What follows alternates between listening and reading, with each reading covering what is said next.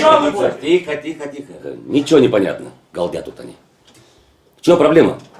Мы требуем улучшения условий работы. Да. Друзья мои, на дворе кризис.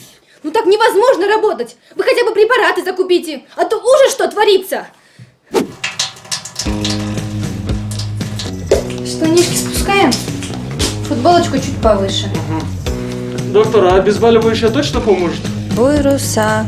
Что? Поможет. Я все понимаю. Но и вы меня поймите.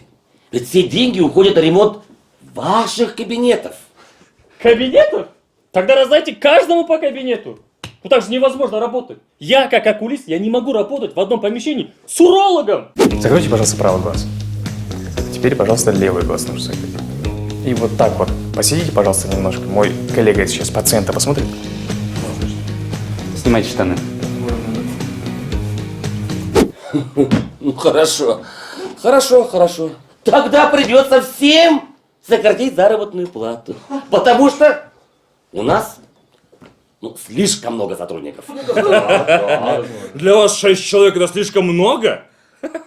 У нас одна медсестра на всю больницу. Скальпель.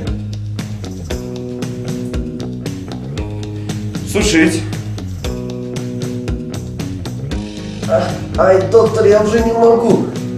Либо сейчас терпите, либо аппендицит терпите. Пинцет. Хорошо, я вас всех выслушал. Я все понял. Но и вы меня поймите. Вы же врачи, представители древнейшей профессии. Одной из древнейших. Скажи, пожалуйста, если мы с вами давали клятву Гиппократа, вы давали клятву Гиппократа? А там что сказано? Каждому врачу по отдельному кабинету? Нет такого.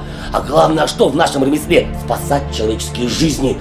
И никакие там условия или их отсутствие никогда не остановят от спасения человеческих жизней. Я прав? Да. Вам что мешает? Ничего. Ничего не мешает? Нет. А что сидим? Спасайте! Да. Они ждут вас! Вперед! Да. Мои герои! Извините, мы же по поводу зарплаты сюда заходили. Скажи, пожалуйста, вот тебе скажут, выбирай, спасти человека или деньги. Что ты выберешь? Спаси человека? Но если за это еще и за... Так иди и спасай!